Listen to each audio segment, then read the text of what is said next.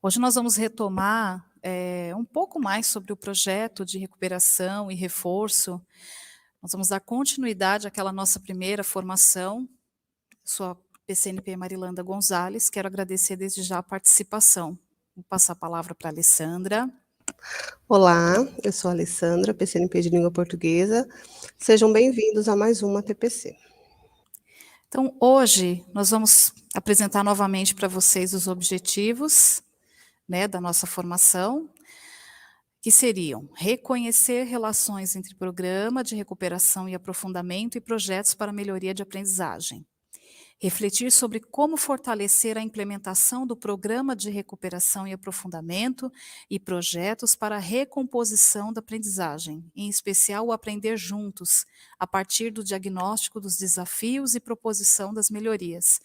O nosso foco é o aprender juntos, pensando aqui em tudo aquilo que faz parte do programa de recuperação, mas em especial o aprender juntos, porque nós estamos lidando com as questões do reagrupamento, pensando, como a gente pode fazer uma atividade que seja personalizada, diferenciada, voltada para as habilidades que estão em defasagem, para recuperar as aprendizagens dos nossos estudantes. Pode passar.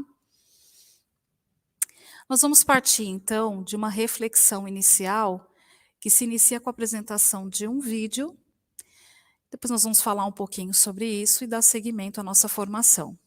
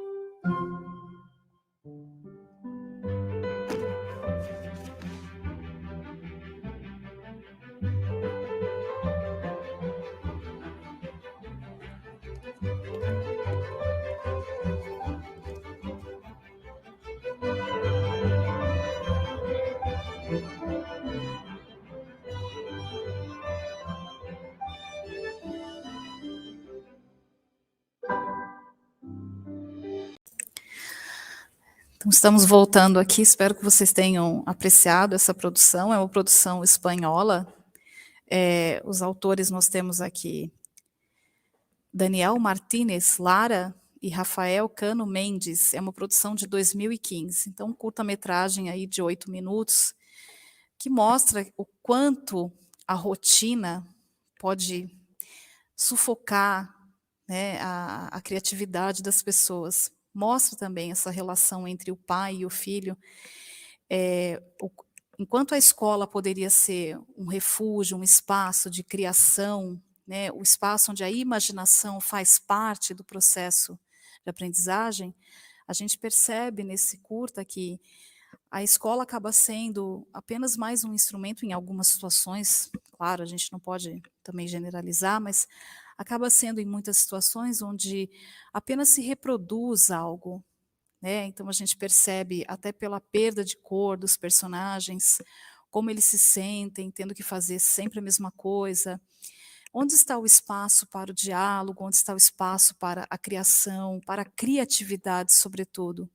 Então, quando nós pensamos nessa questão da recuperação, especialmente agora, né, a recuperação das aprendizagens, a recuperação ela precisa ser um processo em que a aprendizagem tem que ser desafiadora, né? Todo o processo de aprendizagem ele deve ocorrer assim. Tem que ser desafiador, esse processo tem que ter espaço para a criatividade. Nós tivemos, infelizmente, um período de 2 anos em que as escolas tiveram esses problemas, né? As escolas ficaram fechadas, demoraram para abrir.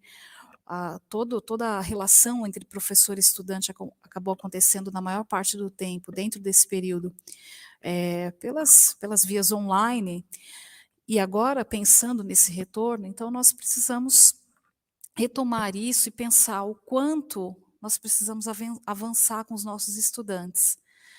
Então, cabe sempre o diálogo, cabe sempre a criatividade, cabe sempre aquela coisa da motivação, né? A gente percebe em alguns momentos aí do vídeo que a criança aí ficou completamente desmotivada para ir à escola, porque a escola era apenas um espaço de reprodução.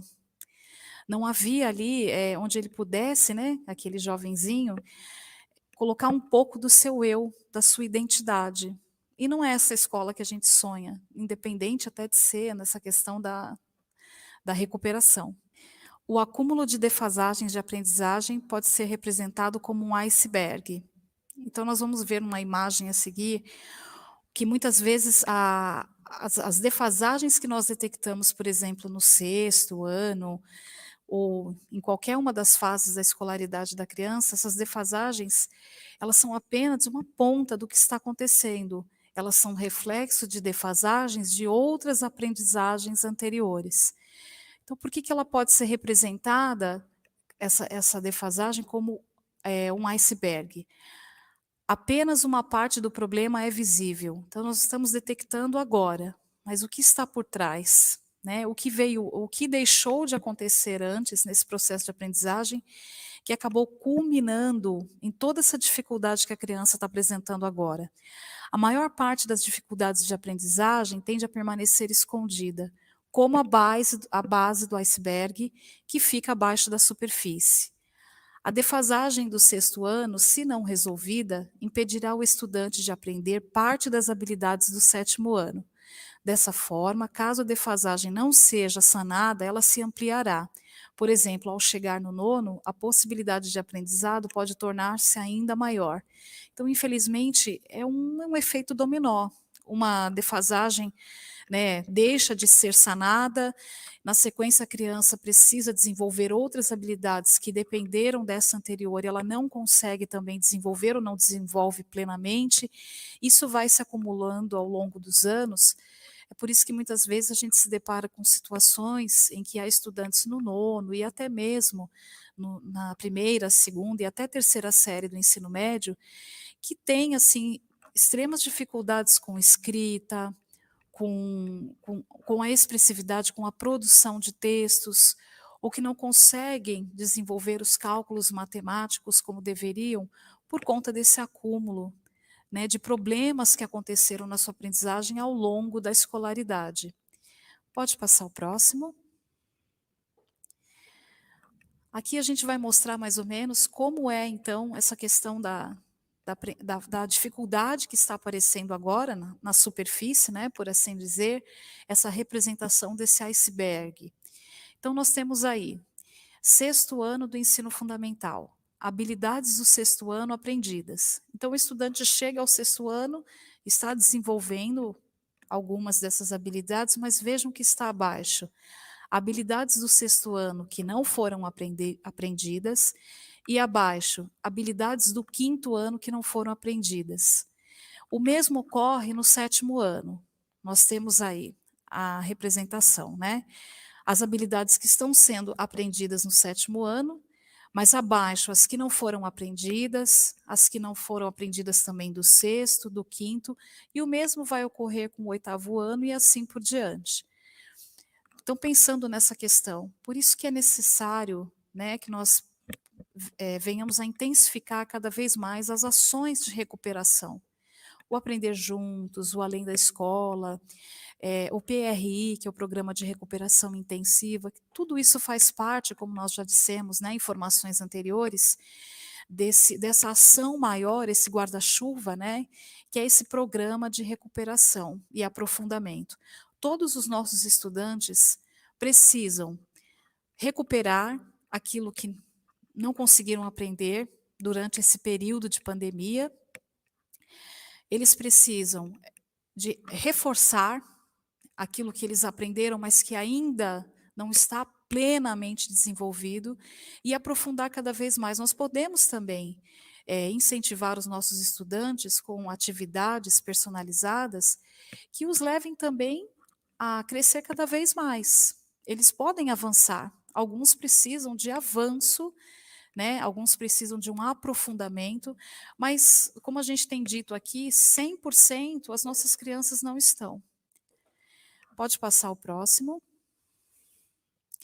Aqui nós temos um exemplo de uma mesma habilidade que vai se aprofundando, ela vai se intensificando ao longo dos anos, então do primeiro ao sexto ano. Resolver e elaborar situações problema de adição e subtração, com significados de juntar, acrescentar, separar e retirar, com suporte de imagens e ou material manipulável, utilizando estratégias e formas de registros pessoais. Quando a criança vai para o segundo ano, vejam, a mesma habilidade, né, vai aparecer para que ela possa desenvolver. Só que agora a gente percebe que existe um pouco mais de exigência em relação a essa habilidade. Então a gente começa da mesma forma, né? Resolver e elaborar situações problema de adição e subtração envolvendo números de até 3 ordens. Então agora a criança vai avançar para perceber, além da casa da unidade da dezena, ela precisa chegar à centena também, com significados de juntar, acrescentar, retirar, utilizando estratégias pessoais ou convencionais. Então ela já tem aquela sistematização das atividades com a formação de continhas, né, que vão além só das imagens, ela vai avançar um pouquinho mais nesse sentido. Quando ela chega ao terceiro ano, resolver e elaborar problemas de adição e subtração, permanece os mesmos conceitos que são a base para a apropriação dessa aprendizagem, eles permanecem: juntar, acrescentar, separar, retirar, agora completar quantidades, comparar, utilizando estratégias de cálculo exato ou aproximado. Então, nesse momento, a gente vai além dos resultados que são exatos. A criança começa já a passar por uma sistematização, né, na matemática, em que ela percebe que em algumas contas haverá resto, haverá diferença, o cálculo não necessariamente vai ser exato. incluindo o cálculo mental. Então, aqui a gente já avança para um outro patamar, que é o cálculo mental. No 4º ano, a gente pode perceber que a habilidade ela se inicia da mesma forma, resolver e elaborar problemas com números naturais envolvendo adição, subtração.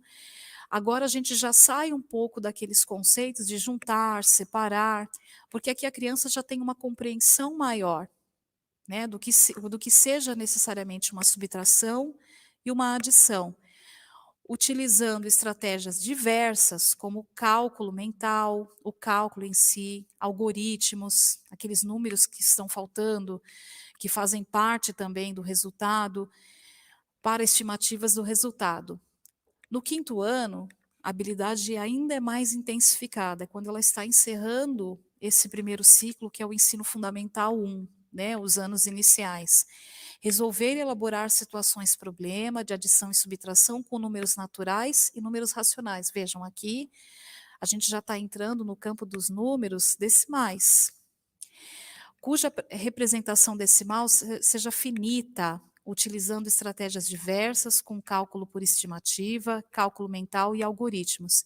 E, finalmente, ela chega ao início dos anos finais, o 6º ano, ainda dentro da mesma habilidade, mas veja, de quantos conceitos, de quantas representações a criança precisou se apropriar ao longo dos 5 anos de escolaridade do ensino fundamental 1 para chegar com essa base ao ensino fundamental 2. Solucionar e propor problemas, aqui ela já propõe problemas. Então, além de resolver, agora nós já chegamos ao patamar de elaboração de problemas. Solucionar e propor problemas que envolvam cálculos mentais ou escritos, exatos ou aproximados, com números naturais, por meio de estratégias pessoais, com compreensão dos processos nele envolvidos, com ou sem uso de calculadora. Então, aqui a criança já está na monitoração da aprendizagem, ela já tem mais autonomia para, em alguns momentos, perceber a necessidade de se utilizar a calculadora ou não. Para que a criança chegue a essa habilidade no 6º ano, ela tem que ter todas as outras etapas bem desenvolvidas. E é disso que nós estamos falando. Se houve alguma defasagem, se houve algum problema nesse processo, em algum momento dessa mesma habilidade, ela já vai chegar com dificuldade ao 6º ano para desenvolver essa habilidade que está apresentada aí. Próximo slide. O baixo desempenho em uma habilidade pode ser consequência de dificuldades de aprendizagem em anos anteriores que precisam ser sanadas. A gente sempre tem dito aqui, não é novidade para ninguém, a aprendizagem é um processo. E quando há uma interrupção, infelizmente as consequências são negativas. As avaliações realizadas na plataforma São Paulo traz itens do marco do desenvolvimento, habilidades anteriores que são fundamentais para os estudantes avançarem em sua trajetória escolar, sem as quais o estudante dificilmente conseguirá aprender aquilo que lhe é exigido no ano letivo atual e nos demais. Nós temos um exemplo aí de uma habilidade em língua portuguesa. Seria ensino fundamental, EF, habilidade do 1º ao 5º ano, língua portuguesa, competência 03. Que habilidade é essa? Localizar informações explícitas em textos de diferentes gêneros textuais. Se a criança consegue desenvolver essa habilidade, ela consegue localizar a informação que está sendo solicitada, independente do gênero textual. Se é numa charge, se é num conto, se é num texto de geografia informativo, né? Ela consegue achar, ela consegue localizar aquilo que está sendo cobrado, perguntado em relação ao assunto com mais facilidade, porque ela desenvolveu essa habilidade ao longo do seu processo de escolaridade. Isso pode ajudar na identificação de habilidades anteriores importantes para a trajetória escolar dos estudantes que precisam ser consolidadas. Eu vou passar a palavra agora para a Alessandra, ela vai dar continuidade a essa nossa conversa. Isso mesmo, obrigada, Mari. Então, a gente vai ver um pouquinho essa parte agora sobre como o trabalho com atividades lúdicas, esse tipo de trabalho favorece né, o desenvolvimento da aprendizagem. Então, o objetivo de se trabalhar com atividades lúdicas é aprofundar conhecimentos relativos a atividades diferenciadas que buscam o engajamento dos estudantes. Então, nesse momento, as atividades, elas, fazem, né, com que o aluno, de fato, ele se engaje naquela aprendizagem e ele consiga dar essa sequência. E aí, o que são as atividades lúdicas? Todo movimento que tem como objetivo produzir prazer quando de sua execução.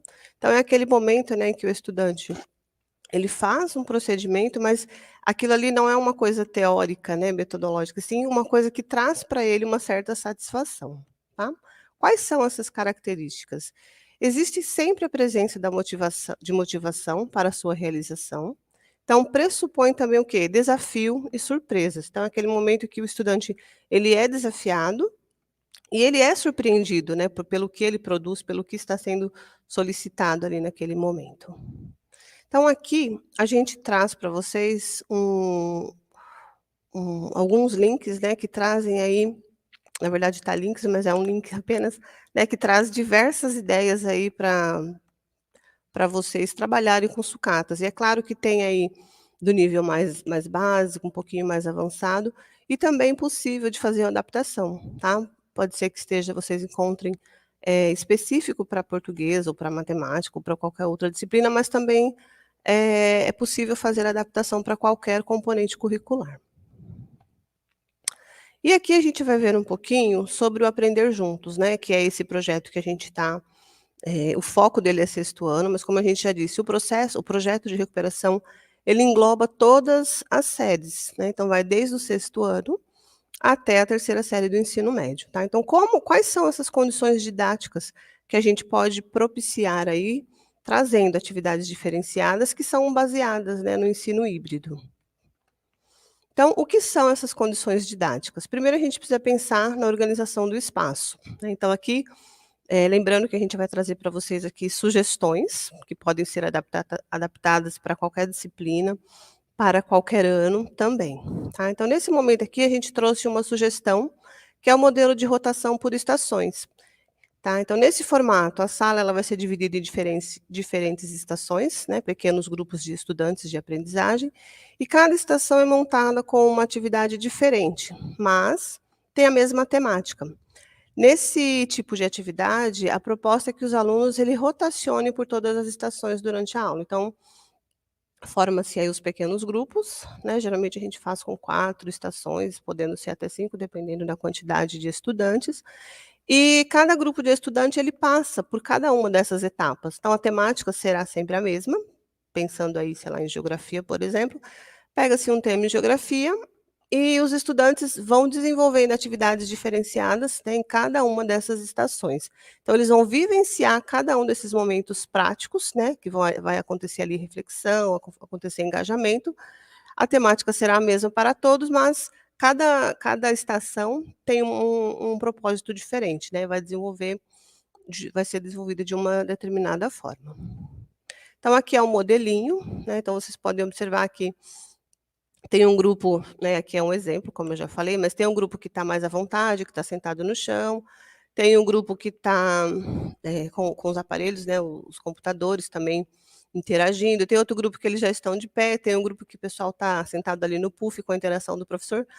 E para essa atividade de rotação é sempre necessário, como todas as outras, né, que haja a intervenção aí do professor, né. O professor ele precisa fazer essa mediação em todas as estações, para também acompanhar e promover esse desafio entre os estudantes. Aí aqui a gente traz, né, atividade de rotação por estações, jogos e brincadeiras. Então, como os estudantes aprendem por meio de uma atividade organizada pela estratégia de rotação por estações? Então, por sucessivas aproximações ao mesmo objeto de conhecimento, que foi aquilo que eu falei, né, a temática será a mesma, só que eles vão utilizar aí diversos sentidos. Então, pode ser auditivo, pode ser visual, pode ser de manusear. Então, isso vai depender da intencionalidade do professor, tá. Adotando recursos diversos, que ativam as diferentes capacidades. Então, no caso aqui, a gente colocou destaque para o uso das tecnologias. Então, é importante e é necessário que tenha também uma estação que seja mediada por tecnologia, tá? Então, vocês podem pensar aí em qual atividade eu posso colocar o uso da tecnologia, e as outras um pouco mais prática, né, que tenha o manuseio, mas não utilizando necessariamente a tecnologia. Pode ser uma reciclagem, pode ser algo de sucata, pode ser, qualquer outro objeto que não se refira exatamente à tecnologia plugada, né, mas que haja essa interatividade dos estudantes no momento de realizar a atividade. Ainda falando sobre um pouquinho das condições didáticas, né, o que favorecem esse desenvolvimento da aprendizagem, é que cria um contexto significativo que envolva os estudantes, que foi o que a gente falou lá no comecinho, né, ter esse engajamento, ter o aluno ali se sentindo ativo e não simplesmente aquele aluno passivo, né, porque nesse momento de atividade ele vai se engajar, ele vai se movimentar, ele vai se colocar mesmo em prática ali, né, ele vai praticar a atividade. Propor atividades lúdicas e diferenciadas. Então, aqui são alguns exemplos, né? Jogos de percurso, jogos de 7 erros, dominó, memória, pensando aí em matemática, brincadeira de faz de conta. Então, quando a gente pensa em atividade lúdica, aqui são alguns exemplos, mas tem uma infinidade, né? Por exemplo, o stop aí, seja de matemática, seja de língua portuguesa, a gente fala stop, brincadeira um pouco mais antiga, né? Uma atividade um pouco mais antiga, mas que com os estudantes funciona muito, né, a gente pode adaptar aí para qualquer disciplina. O que é importante também, nesse momento, né, dar comandas claras no início da atividade. Então, eu tenho que pensar aí no momento de colocar uma comanda que seja curta e clara para esse estudante, para ele não precisar ficar tentando ali, que seja uma comanda simples, né, mas que ele consiga leu e já executar, não um pouco quanto mais clara e objetiva, melhor fica mais fácil para esse estudante conseguir entender, né. Então, a organização aí é um ponto estratégico.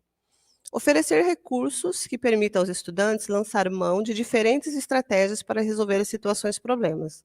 Por quê? Em um grupo, né, de estação por rotações, a gente percebe que tem uma situação, um problema ali, mas um estudante chega ao resultado de uma forma, o outro usou uma outra estratégia. Então isso é bacana, porque a gente percebe que a estratégia de um pode funcionar para o outro também. Então é legal que haja, essa troca entre eles no momento de chegar à conclusão, que a gente percebe, cada um aprende de uma forma. E às vezes o que ficou, né, teve uma estratégia um pouquinho mais complexa, o outro já colocou uma estratégia mais simples. Então é bacana que haja essa troca entre eles também. Colocar em discussão as diferentes estratégias utilizadas por eles para resolver uma mesma situação, problema. Foi o que eu acabei de falar, né, nessa discussão, pode ser organizada em uma atividade de auditório. Então, após aí a realização da atividade, pode-se abrir uma discussão, né, pode pedir para que os estudantes relatem como que chegaram em cada resultado, como que foi o processo, qual estratégia utilizou, e esse tipo de registro é bacana. Então a gente pode tanto, fazer essa discussão, né, e apenas eles comentarem oralmente, mas também fazer o registro: "Olha, usei tal estratégia para chegar em tal atividade". Isso é bacana também, que a gente vê e percebe essa troca entre os estudantes. Agora eu vou passar a palavra para a Mari, para ela dar sequência para vocês aí, sobre como que é essa funcionalidade dos jogos, né, atividades lúdicas. Eu achei, obrigada, Alessandra, achei muito importante, né, tudo isso que a Alessandra colocou aqui, pensando, sobretudo, no dia D, né, pensando no projeto do Aprender Juntos. É claro que a gente sempre recomenda, se puder fazer mais vezes, em outros momentos, sistema de rotação por estações, e utilizar outras metodologias ativas, tudo isso com certeza vai favorecer muito o ambiente, né, da sala de aula, vai estimular, vai motivar. A gente não vai ver, né, ou vai ver muito pouco, aquele aluno, como a gente viu ali, né, fazendo aqui a comparação, ali no vídeo, é aquela criança que já faz a coisa até no automático, ergue os braços para o pai colocar a mochila e a vida é isso. Não, a vida na sala de aula pode ser muito mais do que isso. Então, nesse dia D, que é o dia do reagrupamento, pensar nessas estratégias, tornar isso, como a Alessandra bem colocou, o mais lúdico possível.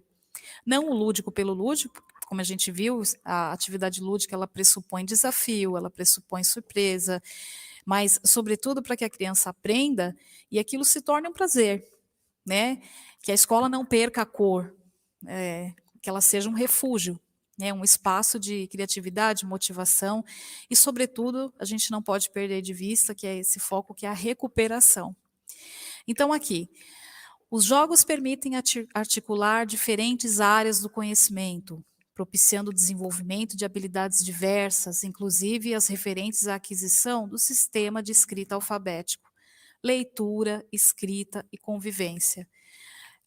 Desenvolve-se, sobretudo, também nessas atividades mais lúdicas, as questões socioemocionais, que também são extremamente importantes, que também impactam na aprendizagem. Leitura e compreensão de texto instrucional. A criança vai estar uma atividade, por exemplo, de matemática, uma atividade em que ela está fazendo a leitura das regras do jogo, ela também está desenvolvendo, ainda que seja uma atividade de matemática, ou como bem disse a Alessandra, de geografia, ou de qualquer outro componente curricular, a criança está desenvolvendo habilidades, por exemplo, de língua portuguesa, de leitura, escrita. Procedimentos de leitura de regras. A criança lê aos poucos, parte por parte, lê um trecho, joga, volta ao texto para ler o resto, discutir a compreensão do texto, voltar ao texto para checar, né, a compreensão. Pode-se também pensar aqui na criança elaborando também outras regras que vão favorecer aquele jogo. Aí a gente tem o espaço para a criatividade. Práticas sociais do jogo, compartilhar, observar a jogada do adversário, pensar estratégias, cuidar das peças do tabuleiro, vivenciar situações de competição, lidar com a perda e a vitória. Então, são muitas situações colocadas ali que favorecem a aprendizagem de tudo aquilo que corresponde aos componentes curriculares, mas, sobretudo, que extrapolam, que vão além. A criança está aprendendo a socializar, ela está aprendendo a conviver, ela está aprendendo a lidar com as próprias emoções. Puxa, eu perdi esse jogo. Ah, mas eu já sei em que eu preciso melhorar. Puxa, eu ganhei, que bom, né? Eu me superei. Então, tudo isso é importante. A escola é um espaço, né, em que a gente pode se repensar também, né, se recriar, a gente pode perceber onde estão as nossas fragilidades e em que exatamente a gente precisa melhorar e avançar. Pode seguir. Adequação para aquisição da base alfabética. Produção de novas regras em parceria, escrita de listas de jogos conhecidos e das peças dos jogos. Pode-se propor a criação de um produto final, novos jogos para jogar e para presentear, tornando os estudantes protagonistas. Como a gente já comentou aqui, a escola pode e deve ser um espaço de criação, de inovação. Então, a partir desse jogo que nós tivemos a oportunidade de jogar aqui, nós podemos recriar outro.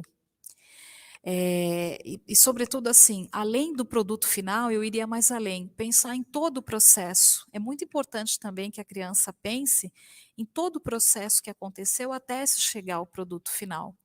O produto final é o nosso objetivo, mas e o processo? O processo também tem que ser considerado. É legal que a criança perceba isso, por todas as etapas pelas quais ela precisou passar, por todas as dificuldades, do que ela precisou abrir mão, onde ela precisou também ser um pouco mais paciente, tolerante, mais perseverante, onde ela teve mais dificuldade para se chegar a esse produto final. Pode seguir. Quais jogos escolher?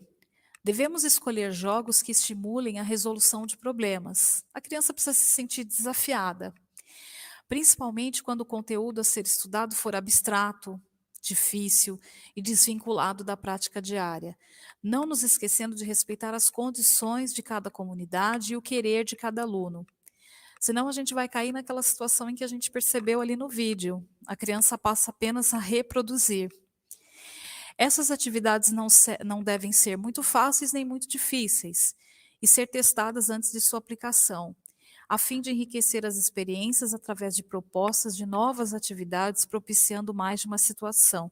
Então, os professores podem conversar entre eles, né?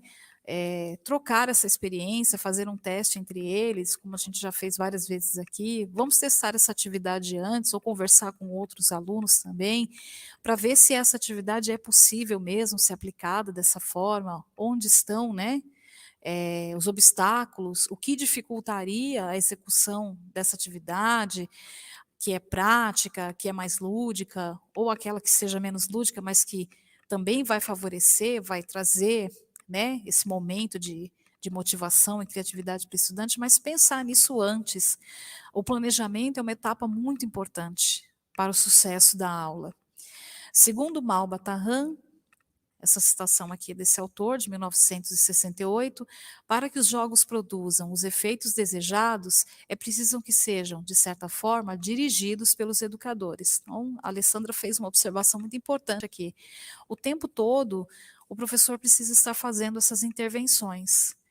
É claro que nós queremos e podemos desenvolver o protagonismo, né, dos nossos jovens, das nossas crianças, mas isso não dispensa a participação ativa, a intervenção dos professores, porque os estudantes precisam desse direcionamento. Pode seguir. Aqui a gente está encerrando a nossa formação de hoje. Quero agradecer mais uma vez. Espero que vocês tenham apreciado o conteúdo, o vídeo. Espero que, a partir dessa nossa reflexão, vocês possam também repensar, né, nas escolhas dos jogos, das estratégias, a escolha das metodologias ativas, que possam, de fato, favorecer os estudantes de vocês, os nossos estudantes, que isso, de fato, contribua, né, para o crescimento e sucesso de cada um. E a gente encerra por aqui a nossa formação de hoje.